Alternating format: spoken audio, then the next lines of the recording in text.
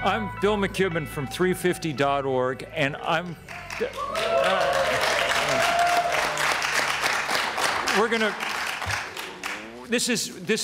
we'll be over by 5 here. We've got about 25 minutes. This is a very important day at this conference. Finally, today, we had the first text presented that in any way grapples with the science that the scientists have been telling us about for the last couple of years.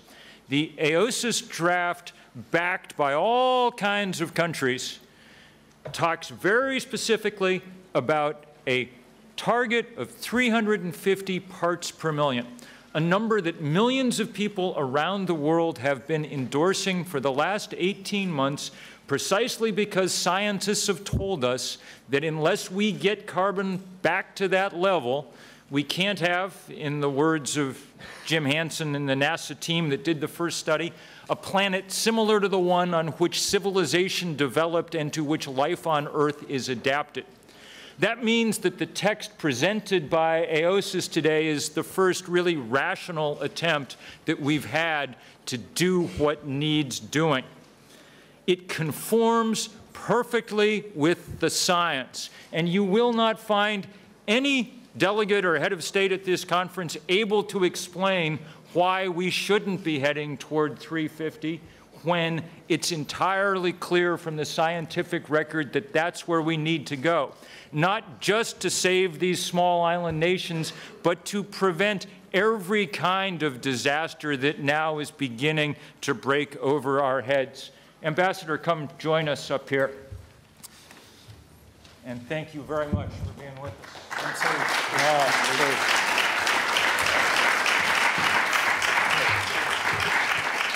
Ambassador, I was just saying that we were very grateful that the AOSIS draft presented today is the first truly rational attempt to grapple with the science that we've yet seen here at this conference. Second point I want to make is, I've had a few journalists say to me, oh, but these are just small island nations. They're not the great powers of the world. It is true that many of these nations lack large armies to enforce their will and decision on the rest of the planet. For this weekend, between Avaaz and 350.org and some of the other NGOs, we will be, to the best that we can, the army behind AOSIS, behind these brave and wise leaders. There will be thousands. We think the number is now around 3,000 vigils taking place in every continent, in every corner of the world in the next 36 hours. An enormous outpouring of support from around the world. We will have pictures in a few minutes, I think, of some of the first of those that are already beginning to happen as night falls in many places and people bring out their candles for these vigils. All of them explicitly are endorsing this effort by AOSIS. We've sent out word along our network about this startling development today and about how proud we are to stand behind the people who are the real leaders and the real champions at this conference. We don't know what will happen this week. We don't know whether this will carry the day here at Copenhagen. We do know that this fight will continue, that we will not back down, and that this work to support this kind of effort, to speak the real truth of this situation over and over and over again, is precisely what we're committed to doing until we've won this fight, which we will.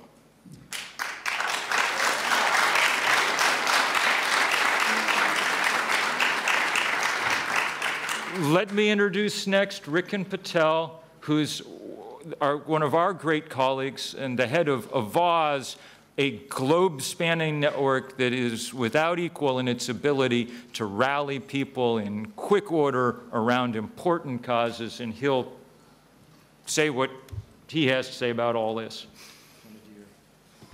Which buttons? There we go. Thanks so much, Bill, and thanks so much to 350 and to AOSIS. It's an honor to share this movement with you. So I'm going to add just a little bit to what you said about tomorrow, mainly. We know that Copenhagen is a showdown between all of the people of the world and our representatives who have failed us for years. And we've been looking for a champion. The people have been looking for a champion. And I think today we find that champion in AOSIS. What we've seen AOSIS do is throw a wrench in the efforts of a low-ambition coalition of some of the world's largest polluters at Copenhagen to engineer a deal, a low-ambition deal, and greenwash it. And tomorrow, we'll see that army that Bill was talking about. We'll see people all across the world, over almost 3,000 vigils in 136 countries, from Kabul to DC to Manila. We'll have face painting in Toronto and a vigil at the Berlin Wall. And what we'll aim to do tomorrow is draw a bright line between success and failure at Copenhagen, so that there's a very clear standard of a real deal that we set for our leaders, that they're not allowed to call anything less than that success here. And that real deal has 3 points in it. And just as AOSIS has called for, it requires a legally binding treaty, an enforceable treaty. It requires a level of ambition that brings us down to a safe level of 350 parts per million, peaking our emissions in 2015. And finally, it requires a fair amount of funding, at least $200 billion by 2020 in finance for the poorest countries who are not responsible for climate change, but are going to bear the brunt of it. So this is the third time this movement has taken to the streets in the last 4 months. We had the global wake-up call on September 21st. We had the fantastic day of action around 3:50 in October, which CNN called the most widespread political day of action in history. And this will be the third time we've come together, and it'll be bigger than before. And I think what we're seeing right now is a movement that rises to this moment, and we're excited about what we can do together. There's a couple more details I'll give you about what happens tomorrow. I think I might kick that to, does anyone have press packs about what will be happening tomorrow in the room? Okay, so the person with their hand up, go ask her if you want specific details of what's happening tomorrow. The overview is we will have a vigil here at the Bella Center at 4 p.m. where Desmond Tutu and Mary Robinson will be speaking. And we will also have a march that will rally in Copenhagen in Parliament Square that'll start at 1 p.m. to 2 p.m., then a march to the Bella Center at 4 p.m. Then we'll have the vigil here in the Bella Center at 4 p.m. with Desmond Tutu. And then after that vigil, there'll be a larger rally and vigil outside the Bella Center. So if you want any more details, go to the nice lady with her hand up. So the schedule, very quickly, and then I'll get out of the ambassador's way. The schedule is 1 p.m. is a rally in Parliament Square in Copenhagen. And that's 1 till 2 p.m. Then there's a march from 2 till 4 from Parliament Square to the Bella Center. At 4 p.m. there will be a vigil next to the Greenpeace Climate Rescue Station, which is just out back. It's very close by here. And that vigil will be with Desmond Tutu and Mary Robinson. And then after that, there'll be a larger rally and march outside the Bella Center. Okay? Thanks, everybody.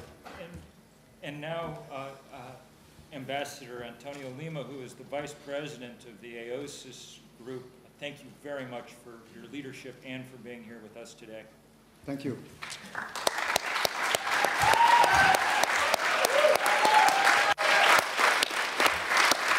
I have my bag. Yeah. Yeah. Hold it up so they can see it there. That's it.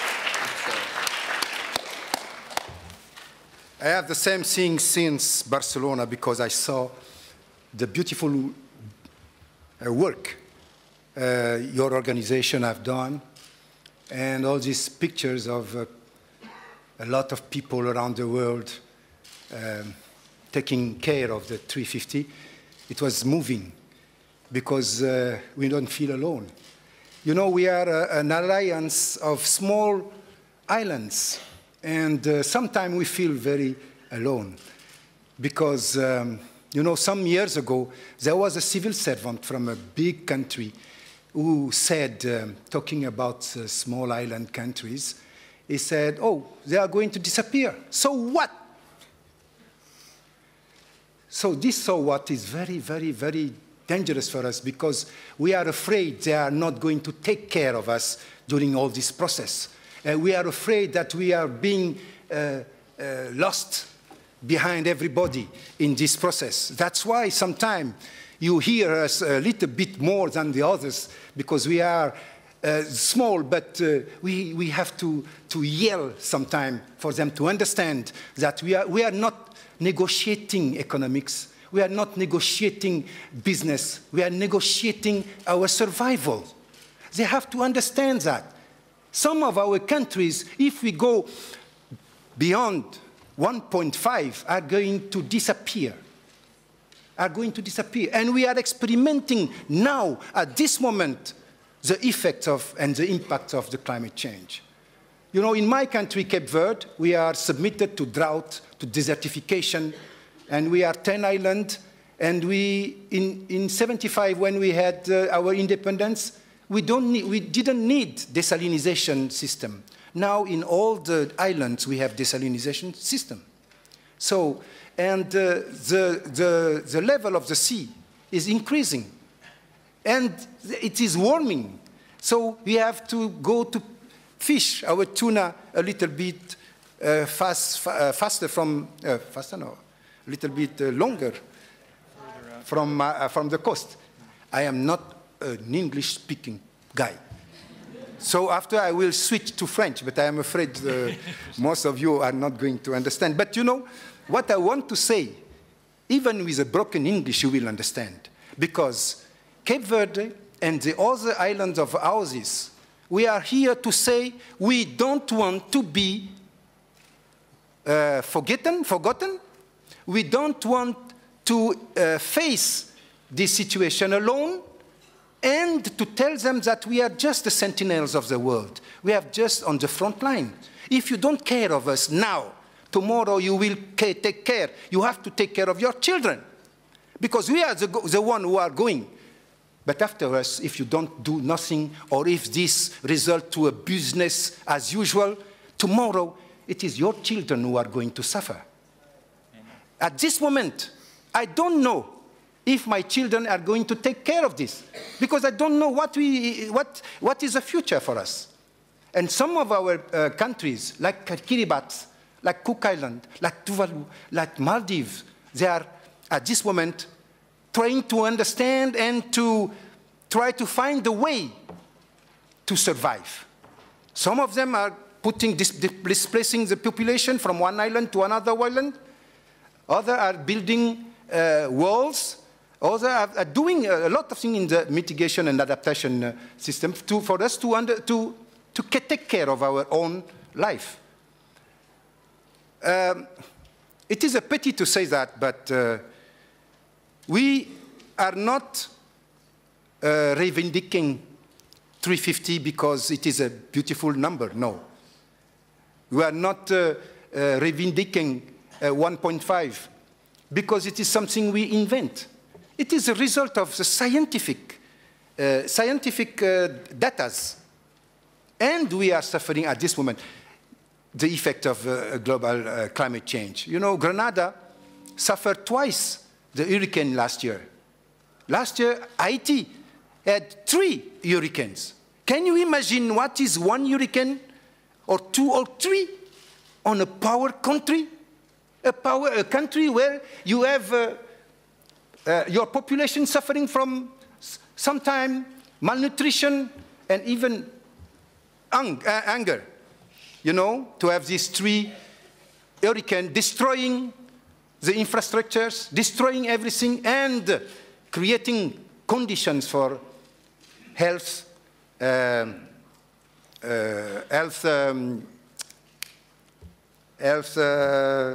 well, the problem de santé, okay? You have to learn French time to time, you know? To have health problem. At this moment in Cape Verde, like I was saying, we are a bit to drought and desertification. But this year, in September, we had such a rain in a short period that we had flood. And with the flood, for the first time in our history, we had dengue, mosquito of dengue. So the dengue mosquito is something we didn't know, and it make you make something die in 3 days with hemorrhagic situation, you know. And we didn't know that. We had to call for our partners to help us very quickly for us to try to deal with the situation. But it is a consequence of the climate change, because with all this flood, you know, our population have not habit anymore with water. So it's stagnation of water that create mosquitoes, and the mosquito come to the dengue. Just this to tell you that we are trying to survive in this process. We are trying to take care of each other in the alliance. Sometimes we are not all 100% in agreement with each other, but we try to reach the same consensus for us to put our population, first of all, our islands, secondly, and all the biodiversity of our islands that was sometimes unique. Sometimes they are unique in the world, to preserve that for the future. So we are here to defend something that we believe is our ultimate goal, ultimate chance. We cannot, if we leave Copenhagen without a legal binding outcome, if we leave Copenhagen without very strong commitment on finance, if we leave Copenhagen without this, how do you want us to go in front of our children and to tell them we couldn't reach nothing? It is not possible. I can't believe that those who are the most emitters in the world are not going to see that the disasters of climate change have begun already. I don't believe that they are not going to take care of this. They have to do with this, because it was not us who put the waste in the atmosphere. It was not us, but we are the first to suffer from that. So those who put the waste in the atmosphere, they have to clean it. They have to clean it. We've only got about 5 minutes left before they're going to kick us out of here. So that's why I say we need the support of you people.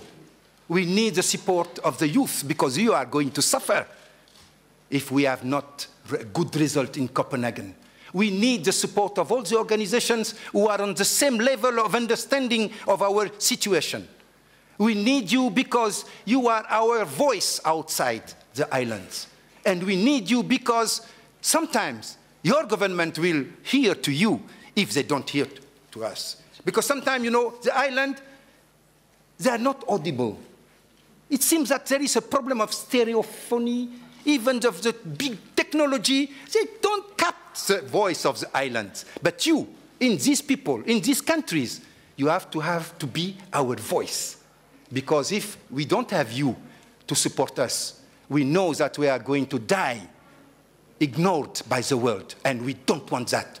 We will struggle till the end for us not to be forgotten, because the islands are suffering, but we know that our suffer is just the beginning. The rest of the world will suffer too.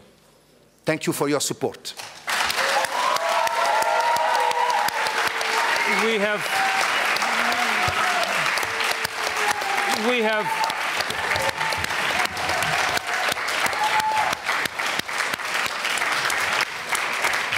have only a moment here for questions.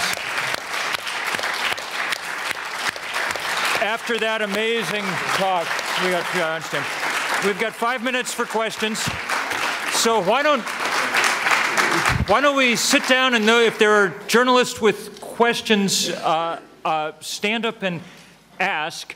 I'll call on you, and I think we're going to have a few pictures that are already flooding in. We know, if you go to the 350.org website, you will see pictures already coming in from around the world. We're in Asia already. It's nightfall, so we're having great pictures. Yes? Mark. Hi, it's Mark Hertzgaard. Hi, Bill. I'm with The Nation magazine in the United States and L'Espresso in Italy. And Ambassador, you mentioned that you, as part of your negotiations, that you want to see, quote, some very strong commitments on finance.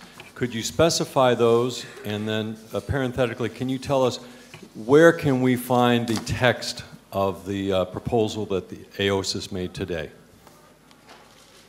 Is it online yet? Online, I don't think, but it was distributed during this morning.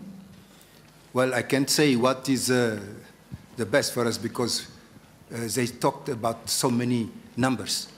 We talked about 100 billion a year, and now we are hearing 7 billion for 3 years, or 10 billion for 3 years. You know, at this moment, we don't know exactly what the Annex 1 party are going to put on the table. But every declaration on this financing, on the fast start thing, is good for us. It's good for us because we expect always the best. But if it is not the best to come, let things that come arrive to us. You know, we need the money not only for the adaptation and mitigation. We need for insurance also. You know, a lot of people in Haiti, in Grenada, and all the other little islands, they lost everything, and they don't have anything, or nobody, or no organization to help them to survive. We need insurance. We need financing for adaptation. We need financing for mitigation. We have already our NAMAs, and we are struggling to finance it. We can't finance it because we don't have the possibility to finance it. But we know that those who can finance it, and we know it is possible to finance it, because we saw in such a small time, a little time, the financing with a lot of amounts of banking, of banks, and so on. So it is possible to finance this little islands? I think it is possible. But we have to have political will. If we don't have political will, we can do nothing. But I am sure this political will is already being built amongst those who are going to help us. Thank you. I'm getting the signal here that they're going to kick us out of the room here. So journalists will be outside for a few minutes to answer more questions. Ambassador, know that there will be millions of people in the next 24 hours standing behind AOSIS, behind all your nations as we go forward. Thank you very, very much. Thank you.